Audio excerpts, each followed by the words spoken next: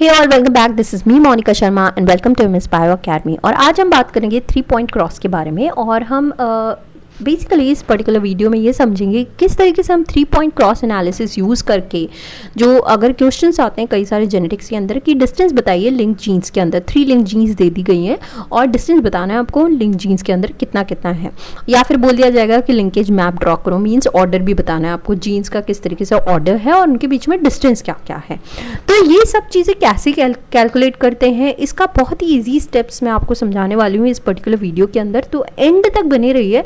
और हम एक दो एग्जाम्पल के लिए 2-3 क्वेश्चंस और ले लेंगे इसी पर्टिकुलर वीडियो में, जो आपको हेल्प करेगा थोड़ा सा कि किस तरीके से इन क्वेश्चंस को सॉल्व किया जाता है। तो स्टार्ट करते हैं। तो पहले तो आप ये समझ लीजिए कि डबल क्रॉसओवर्स और सिंगल क्रॉसओवर का क्या मतलब होता है। तो अगर मान लो मैंने आपको बोल दिया कि 3 जीन्स हैं जो लिंक्ड हैं, लिंक्ड मतलब ऑब्वियसली सेम क्रोमोसोम पे ही प्रेजेंट है। मान लो ये 3 जीन्स हैं ABC, राइट। तो इसका जो होमोलोगस पेयर पे क्या होंगी, small a small b small c present है, लेट्स सपोज, राइट। अब क्या होता है, मियोसिस के बाद क्रॉसओवर होता है, पता है हमें, ये एक्सचेंज ऑफ जेनेटिक मटेरियल होता है, लोकाई पे इनकी जीन्स की पोजीशन चेंज हो जाती है, राइट। अगर मान लो ये पोजीशन इस तरीके से क्रॉसओवर हुआ और ये ए की पोजीशन जो है वो चेंज हो गई, तो वो कुछ क्रॉसओवर इस तरीके से हो गया कि ये इंफॉर्मेशन ये इधर आ गया, राइट, और ये स्मॉल ए ऊपर वाले क्रोमोसोम पे चला गया। तो इस तरीके से क्रॉसओवर हो गया मान लो, ठीक है, क्रोमोसोम का इस तरीके से होगा, क्रोमोसोम्स का एक्सचेंज। तो क्या हो जाएगा, हमारे फाइनली जो जीन्स मिलेंगे हमें वो कैसे मिलेंगी, किस लोकाई पे मिलेंगी, स्मॉल ए ऊपर आ जाएगा, ओके, इस क्रोमोसोम पे आ जाएगा और बाकी दोनों जीन्स की पोजीशन तो वहीं रहने वाली है, ठीक है। तो ये क्या हो गया, ये आपका हो गया सिंगल क्रॉसओवर। क्या हो गया, ये सिंगल क्रॉसओवर हो गया। लेकिन अगर मान लो मैंने बोला कि ये है जीन्स, ठीक है, सेम वही बना रही हूँ मैं वापस से। अब क्रॉसओवर कैसे हो रहा है, 2 जगह पे हो रहा है, डबल क्रॉसओवर हो रहा है। तो यहाँ पे क्या होगा, यहाँ पे किस तरीके से एक्सचेंज होगा, कुछ इस तरीके से एक्सचेंज हो जाएगा, राइट। तो ये क्रोमोसोम्स इस तरीके से आपके जेनेटिक जो जीन्स हैं उनको एक्सचेंज कर लेंगे, इस तरीके से क्रोमोसोम का एक्सचेंज होगा, राइट। तो फाइनली हमें क्या मिल जाएगा बाद में जाके, जीन्स जो है वो किस तरीके से अरेंज हो जाएंगे आपस में। तो यहाँ पे देख लो आप, स्मॉल ए ऊपर, सॉरी लेट्स सपोज यहाँ पे आप कैपिटल ए, यहीं से स्टार्ट करते हैं हम, कैपिटल ए आया, स्मॉल बी आएगा यहाँ पे, स्मॉल बी और ये स्मॉल सी, ये वाला पोर्शन एक साथ आ जाएंगे, ठीक है। तो कैपिटल सी और यहाँ पे नीचे क्या है, small a, capital b and small c. तो यहाँ पे आ जाएगा small a, capital b and small c, right. तो यहाँ पे क्या हो रहा है, यहाँ पे मिडिल जो जीन है उसकी पोजीशन चेंज हो गई, ये कहलाता है आपका डबल क्रॉसओवर। सिंगल क्रॉसओवर में क्या होता है, एंड वाले जीन्स की पोजीशन चेंज होते हैं, या तो इसका हो जाएगा या इसका हो जाएगा। अगर इधर क्रॉसओवर होता, फॉर एग्जांपल इधर सी के इसमें क्रॉसओवर होता, तो कैसे बनते हैं आपके क्या होता है, ए बी और ये स्मॉल सी ऊपर आ जाता और बाकी का ये कैपिटल सी नीचे आ जाता, बाकी के जीन के लुका सेम रहते। तो ये सिंगल क्रॉसओवर के फॉर्म से। ये डबल क्रॉसओवर का है जिसमें मिडिल जीन चेंज हो जाती है। अब डबल क्रॉसओवर जो होता है ना, बहुत इंपॉर्टेंट चीज़ है, ये हमेशा रेयर अकर करता है, ये बहुत ही कम, आपने देखा होगा टेक्स्ट बुक में नॉर्मली आपको सिंगल क्रॉसओवर के बारे में ही बता रखा है, डबल क्रॉसओवर बहुत रेयरली अकर करते हैं, ठीक है। तो ये बहुत इंपॉर्टेंट चीज़ है, क्योंकि देखो जब आपको क्वेश्चन दिया जाएगा ना, तो क्वेश्चन में डेटा दिया जाएगा, नंबर ऑफ ऑफस्प्रिंग बताए जाएंगे, तो उस नंबर ऑफ ऑफस्प्रिंग में सबसे कम जिसका नंबर होगा ऑफस्प्रिंग का, ऑब्वियसली वो किससे बने होंगे, जब डबल क्रॉसओवर हुआ होगा, क्योंकि डबल क्रॉसओवर बहुत रेयर इवेंट होता है, राइट। तो ये होता है आपका डबल क्रॉसओवर, सिंगल क्रॉसओवर। समझ में आ गया इतना। अब हम बात करते हैं कुछ पॉइंट्स जो इस क्वेश्चंस जैसे जो जेनेटिक्स बेस्ड क्वेश्चंस आएंगे 3 पॉइंट क्रॉस बेस्ड मेथड पे, किस तरीके से क्या पॉइंट्स हैं जो आपको याद रखने हैं, वो इंपॉर्टेंट पॉइंट है, वो याद रखिए, ठीक है, ताकि आप एनालाइज कर सको क्या डेटा दिया गया है हमें। देखो हमेशा क्वेश्चन के अंदर हो सकता है आपको इस तरीके से लेटर्स दिए गए होंगे, ठीक है, SVWSC, बेसिकली ये क्या डिनोट करेंगे, ये डिनोट करेंगे म्यूटेंट अलील्स को। म्यूटेंट अलील्स हमेशा एक लेटर्स के फॉर्म में दिया गया होगा, उस पर कोई प्लस या माइनस का कोई साइन नहीं होगा, ठीक है। दैट मीन्स ये म्यूटेंट फॉर्म है अलील्स की। फॉर एग्जाम्पल वेस्टिजियल विंग्स अगर बता रखा है आपको, वेस्टिजियल विंग्स है ड्रोसोफिला के, ओके, ये आपका म्यूटेंट फॉर्म है। तो वेस्टिजियल विंग्स जो होंगे वो कैसे डिनोट करोगे आप, V, दैट्स इट। म्यूटेंट अलील मतलब V से डिनोट करना है हमें, V for vestigial V, right. ये हो गया, इस तरीके से आपको करना है। सेकंड पॉइंट आपको क्या रिमेंबर करना है, wild type alleles. Wild type alleles normally आपको प्लस फॉर्म में मेंशन होते हैं, ठीक है। तो जहाँ पे भी आपको प्लस साइन दिखे ना डेटा में, जो भी डेटा दे रखा है आपके क्वेश्चन में, plus sign means that is they are talking about the wild type alleles. Okay, wild type alleles या तो हो सकता है वो V प्लस करके दे रखा हो, मान लो वेस्टिजियल विंग्स का V प्लस, तो दैट मीन्स ये वाइल्ड टाइप विंग्स हैं, ऑलराइट, जो नॉर्मली प्रेजेंट है। या फिर V प्लस ना देके सिर्फ प्लस भी दिया हो सकता है, तो घबराना नहीं, इसका मतलब ये है कि वाइल्ड टाइप अलील की बात हो रही है यहाँ पे। ओके, और अगर सिर्फ नॉर्मल लेटर दे रखा है तो दैट मीन्स वो म्यूटेंट अलील की बात हो रही है, राइट। देन थर्ड पॉइंट क्या है, SCO का मतलब होता है सिंगल क्रॉसओवर। ये शॉर्ट फॉर्म्स हैं जो हम यूज़ करेंगे, इसलिए थोड़ा सा पॉइंट से आप ये देख लो। DCO मतलब डबल क्रॉसओवर की बात कर रही हूँ मैं। NCO मतलब नॉन क्रॉसओवर। नॉन क्रॉसओवर मतलब पेरेंटल टाइप, एग्जैक्ट पेरेंट की तरह जो जीन्स हैं वैसे ही वैसे प्रेजेंट है। अगर A इधर था, B इधर था, C इधर था इस क्रोमोसोम पे, और तो ऐसे के ऐसे ही वो आपको ऑफस्प्रिंग के अंदर भी फाइनली मिलेंगे, मतलब कोई क्रॉसओवर नहीं हुआ है, no crossover has happen, correct. ये हो गया, समझ में आ गया। नेक्स्ट इंपॉर्टेंट पॉइंट है, ये बहुत ही इंपॉर्टेंट पॉइंट है, ये याद रखिए। डिस्टेंस जो होता है जीन्स का, ये जो जीन्स के बीच में हम डिस्टेंस पता करेंगे ना, A और B या B और C या A और C के बीच में क्या डिस्टेंस है, ये जीन्स को हम डिस्टेंस को किस में मेजर करते हैं, MU यूनिट के अंदर मेजर करते हैं, M.U, राइट। अब ये एक और इम्पॉर्टेंट चीज़ है, 1 MU unit is equals to 1% recombination frequency.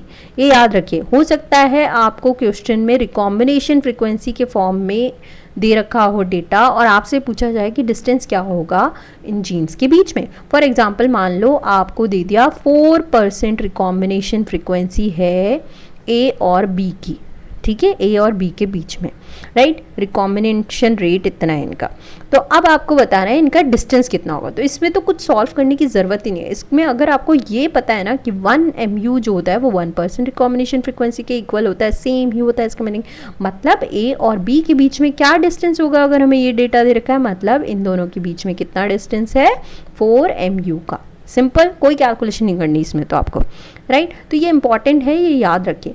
Also हो सकता है आपको सेंटीमॉर्गन के फॉर्म में दे रखा हो डेटा, तो ये भी याद रखिए। ये जो होते हैं ना, ये तीनों की तीनों सेम ही होते हैं, 1 MU दे देंगे या 1 सेंटीमॉर्गन दे देंगे, 1%, ये तीनों एक ही मीनिंग होता है इनका, ठीक है। तो ये इंपॉर्टेंट है, ये सब चीज़ें आप याद रखिए, ऑलराइट। तो ये तो हो गए कुछ पॉइंट्स जो हमें रिमेंबर करना है। अब बात करते हैं स्टेप्स, कैसे हम सॉल्व करेंगे क्वेश्चंस को अगर हमें दे दिया, ठीक है। एक पर्टिकुलर डेटा दे दिया है हमें, देखो मैं आपको दिखा देती हूँ। मान लो ये एक पर्टिकुलर आपको डेटा दे दिया, ठीक है। आपको बोला गया कि ये पर्टिकुलर एक जीन्स हैं, 3 जीन्स हैं, ये हैं V, B and P genes, right. अब मैंने आपको बताया था प्लस का मतलब क्या है, मतलब ये वाइल्ड टाइप है, इसका वाइल्ड जीन्स है, और V जो नॉर्मल लिखा हुआ है वो मतलब क्या है, ये म्यूटेंट फॉर्म है, ठीक है। तो ये आपको जीन्स दे रखी हैं, इन तीनों जीन्स के लिंक्ड जीन्स हैं ये, ठीक है, एक ही क्रोमोसोम पे प्रेजेंट है। इनके बीच में आपको डिस्टेंस बताना है, ठीक है। ये आपको क्वेश्चन दे दिया जाएगा, राइट। डिस्टेंस कैलकुलेट करो, ऑर्डर कैलकुलेट करो, किस तरीके से जीन अरेंज है, VP B की तरह अरेंज्ड है या फिर पहले बीच में V है या बीच में P है, राइट। या तो इस तरीके से हो या इस तरीके से हो, ठीक है। V बीच में है और यहाँ पे P और B, ठीक है। आजू बाजू क्या है उससे कोई फर्क नहीं पड़ता, बीच वाला ये सीक्वेंस हमें पता होना चाहिए कि बीच में जीन कौन सी प्रेजेंट है, ठीक है।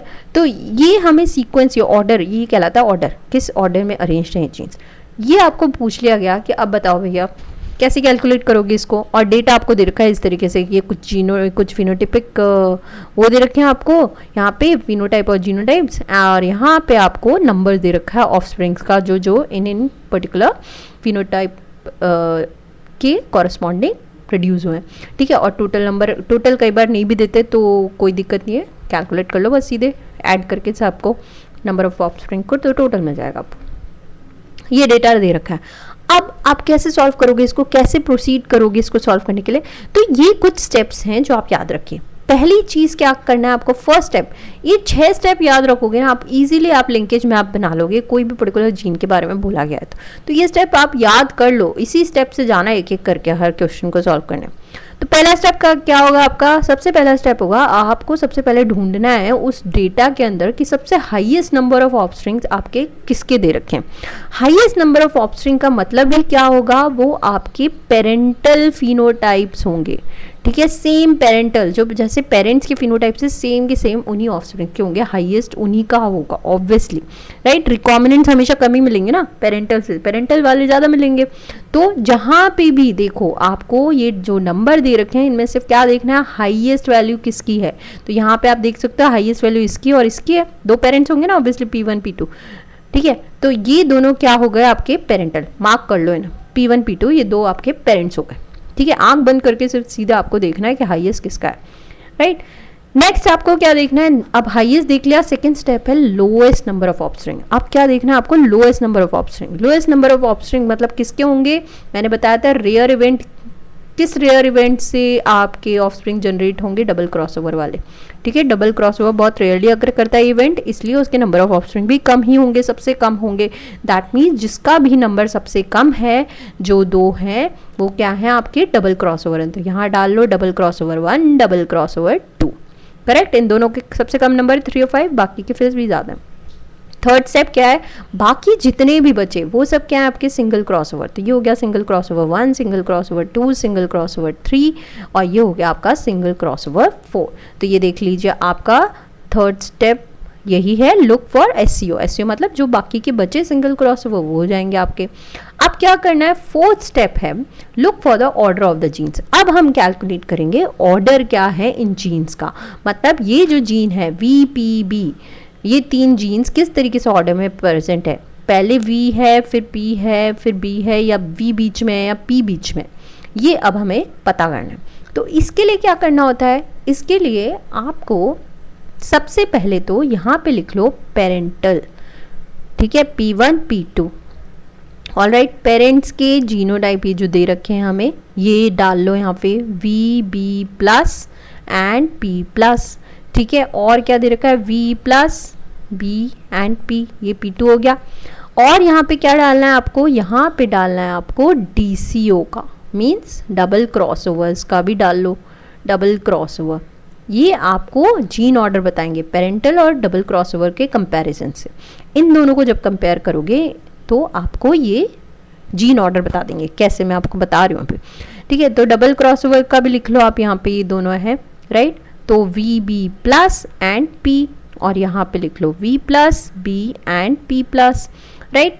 अब देखो डबल क्रॉसओवर में मैंने क्या बताया था, मिडिल जीन जो होती है वो चेंज होती है, राइट। रिमेंबर मैंने आपको बताया था ABC, राइट, और capital A, capital B and capital C। मैंने आपको बताया था जब भी डबल क्रॉसओवर होता है तो क्या होता है, मिडिल जीन जो है उसकी पोजीशन चेंज हो जाती है, करेक्ट। याद आया कुछ, तो ये क्या हो जाता था, ये हो जाता था हमारा A, B ऊपर आ जाएगा और कैपिटल C यहाँ पे, small a, capital B and small c। Middle gene की पोजीशन चेंज होती है। तो दैट मीन्स अगर हमें ये पता चल जाए इन दोनों को रिलेट करके कि कौन सी ऐसी जीन है जिसकी पोजीशन चेंज हुई है with respect to the parental type, तो हमें पता चल जाएगा वो जीन कहाँ है, मिडिल में प्रेजेंट होगी, ठीक है। और बाकी की 2 जीन्स कहाँ होंगी, उसके बिल्कुल लेफ्ट और राइट साइड होंगी। तो यहाँ पे आप देखो पेरेंटल साइड में क्या दे रखा है, V और B+ साथ में है। तो यहाँ पे देखो DCO में भी V और B+ साथ में है एक में, राइट। यहाँ पे देखो V+ और B साथ में है, V+ और B साथ में है, राइट, दूसरे क्रॉसओवर में। मतलब कौन सी जीन स्विच हो रही है, V+ P। यहाँ पे नहीं है ये, क्योंकि देखो ये तीनों एक साथ में आने चाहिए, या तो 2 कॉम्बिनेशन साथ में आना चाहिए, V+ P+, B+ P+ नहीं आ रहा, B+ P नहीं आ रहा, राइट। दैट मीन्स किसकी पोजीशन चेंज हो रही है, P की पोजीशन चेंज हुई है। दैट मीन्स कौन सी जीन बीच में होगी, P जीन बीच में होगी। क्लियर हो गया, ये तो अभी इजी था ये तो करना। मैं एक और एग्जांपल दिखाऊंगी, उसमें भी आपको ही क्लियर हो जाएगा, राइट। बाकी की जीन्स आप लगा लो, V और P, चाहे तो ऐसे लिख लो, चाहे ये B इधर लिख लो, P बीच में जाएगा, P हमेशा बीच में रहेगा, ठीक है। V और B कैसे लिख रहे हो आप लेफ्ट राइट, उससे कोई फर्क नहीं पड़ता, राइट। जीन मैप आप दोनों तरीके से बना सकते हो, कोई फर्क नहीं पड़ता उसमें। तो ये आपको जीन ऑर्डर पता चल गया कि ये इस तरीके से जीन अरेंज्ड है, V, P and B, right. ये चीज़ तो अभी हमें क्लियर हो गई, जीन ऑर्डर आ गया। अब क्या करना है हमें, अब हमें लास्ट स्टेप जो है हमारा वो क्या है, now find the distance between the genes and finally आपको मैप बन जाएगा। तो डिस्टेंस बिटवीन द जीन्स कैसे पता करोगे? अब आप डिस्टेंस बिटवीन द जीन पता करने के लिए हमें दो जीन्स के डिस्टेंस लेने पड़ेंगे। मतलब हमें डिस्टेंस कैसे पता करना है? एक तो इन दोनों के बीच में, V और P के बीच में, और P और B के बीच में, और V और B के बीच में।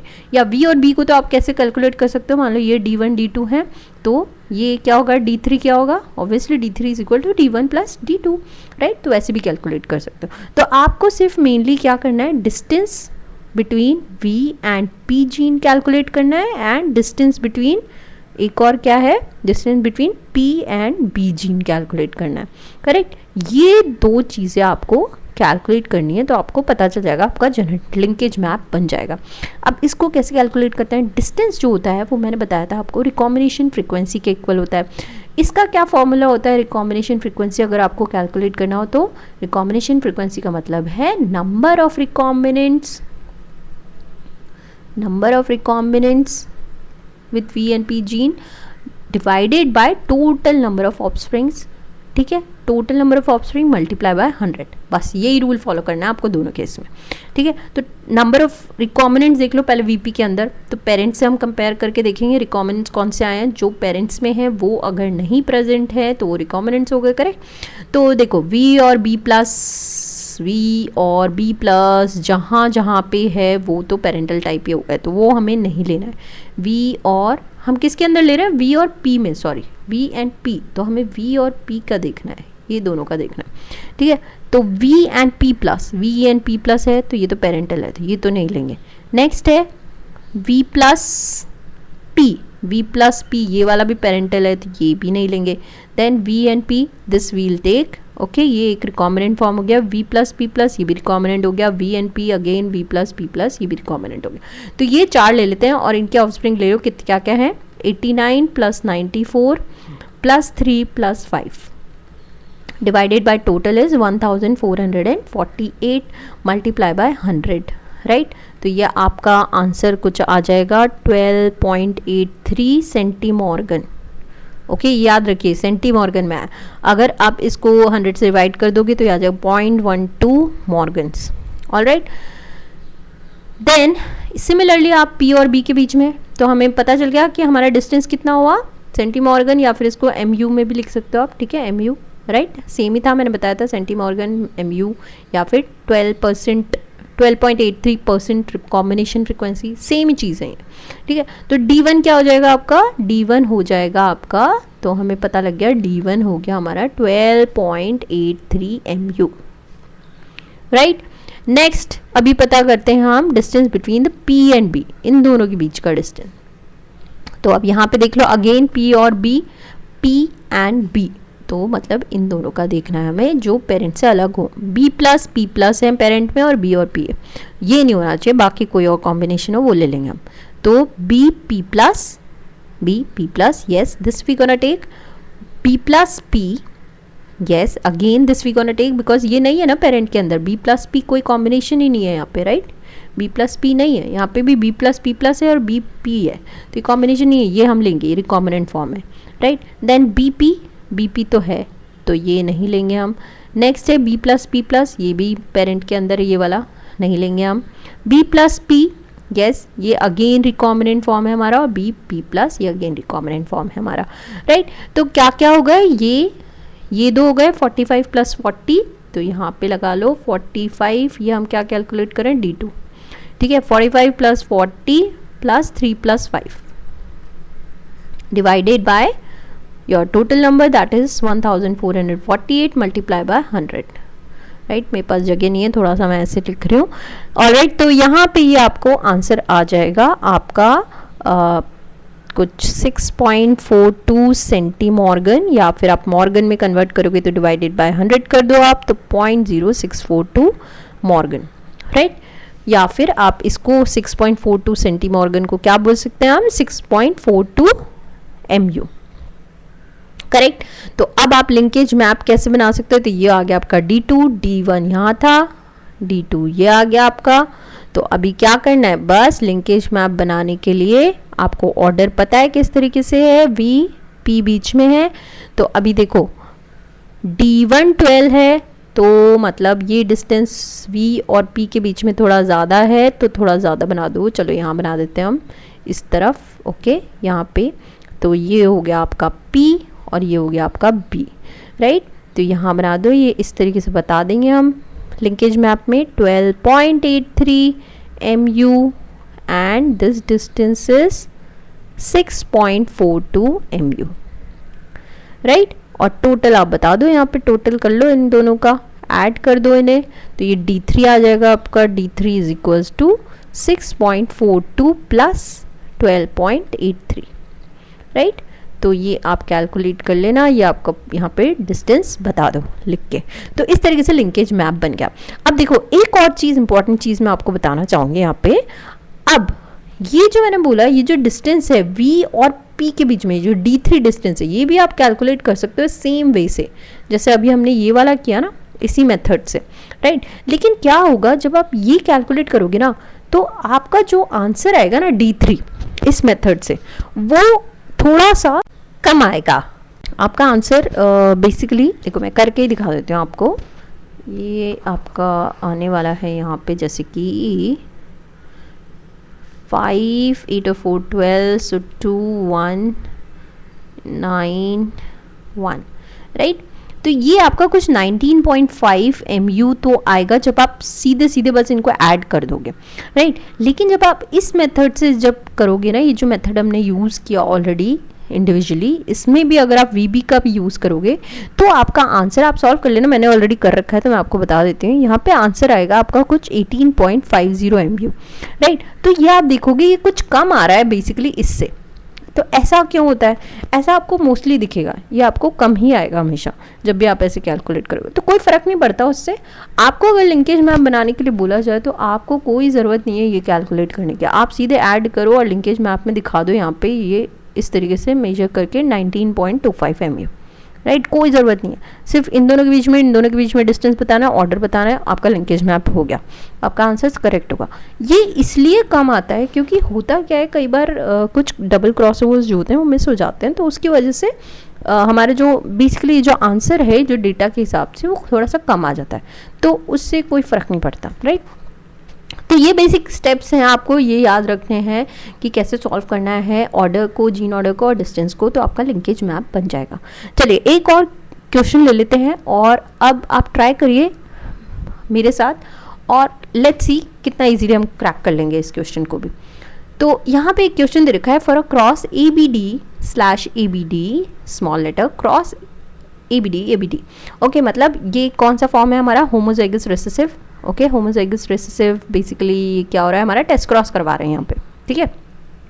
ये हेटेरोजाइगस हो गया, करेक्ट, ये हेटेरोजाइगस हो गया। हेटेरोजाइगस को होमोजाइगस रिसेसिव मतलब टेस्ट क्रॉस करवा रहे हैं। Use the 3 point cross analysis to generate a linkage map based on the following progeny outcomes. Progeny मतलब ऑफस्प्रिंग आउटकम्स। तो ये आपको नंबर ऑफ ऑफस्प्रिंग दे रखे हैं या फिनोटाइपिक दे रखे हैं, उन ऑफस्प्रिंग्स के 8 टाइप ऑफ फिनोटाइप्स आए, राइट। 1 2 3 4 5 6 7 8। तो पहला स्टेप क्या था? फर्स्ट स्टेप बाय स्टेप जाएंगे हम। फर्स्ट स्टेप क्या था? हाईएस्ट नंबर देखो कौन कौन से हैं, 1 और 2। दैट मीन्स ये क्या हो गए आपके पेरेंटल टाइप हो गए, P1 P2, right. Second step क्या था आपका? सेकेंड स्टेप था लोएस्ट नंबर देखना है, तो लोएस्ट नंबर देखो ये हो गया 2 और 3। दैट मीन्स ये क्या हो गए आपके double cross over 1 double cross over 2, correct, ये हमने मेंशन कर दिया। थर्ड स्टेप हमारा क्या था? थर्ड स्टेप हमारा था बाकी के सिंगल क्रॉसओवर्स को मेंशन करना, मतलब ये बाकी जो बचे वो क्या है? Single crossover. तो single crossover 1, single crossover 2, single crossover 3 and single crossover 4। Okay, now fourth step क्या था हमारा? फोर्थ स्टेप था ऑर्डर पता करना जीन्स का। ऑर्डर कैसे पता कर रहे थे हम? P1 P2 लिख लो यहाँ पे।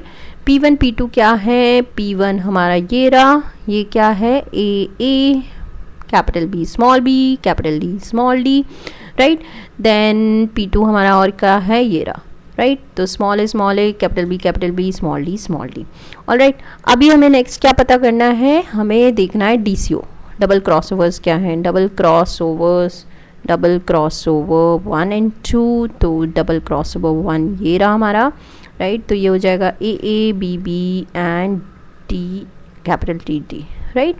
एंड क्रॉस ओवर 2 ये रहा, this one is small a, capital B, small b and dd. Correct.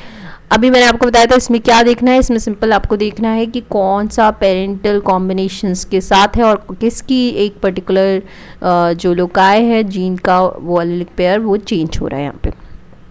तो यहाँ पे देख लीजिए AA BB capital A small a, और ये तो साथ में नहीं आ रहे हैं. ठीक है. देन इनको देखते हैं B और D को. तो capital B small b and dd ये भी साथ में नहीं आ रहे हैं. ओके. A और D को देखते हैं. Capital A small a and capital D small d. Yes, ये दोनों साथ में आ रहे हैं. Small a d d d small a d d. Yes. तो दैट मीन्स किसकी पोजीशन चेंज हो रही है यहाँ पे? इसकी पोजीशन चेंज हो रही है B की. दैट मीन्स ये इसी ऑर्डर में प्रेजेंट है. राइट. तो किस ऑर्डर में प्रेजेंट है ये? A B and C. ये इसी तरीके से जीन्स प्रेजेंट है. Right. A B C order पता लग गया हमें जीन्स का. अब हमें क्या करना है? नेक्स्ट स्टेप हमारा क्या था? फिफ्थ स्टेप, डिस्टेंस पता करना है. इन दोनों जीन्स के बीच में हमें डिस्टेंस पता करना है. तो पहले हमें लेट्स सपोज डिस्टेंस ऑफ किसका पता करते हैं? A और B के बीच में डिस्टेंस पता करते हैं. तो वही फॉर्मूला लगाइए A और B के बीच में. तो मतलब यहाँ पे देखो हमें क्या पता करना है? A और B. तो पेरेंटल टाइप पहले देख लो. पेरेंटल टाइप हमारी ये है. पेरेंटल को मैं एक काम करती हूँ, सर्कल कर देती हूँ 1 and 2. ठीक है. राइट.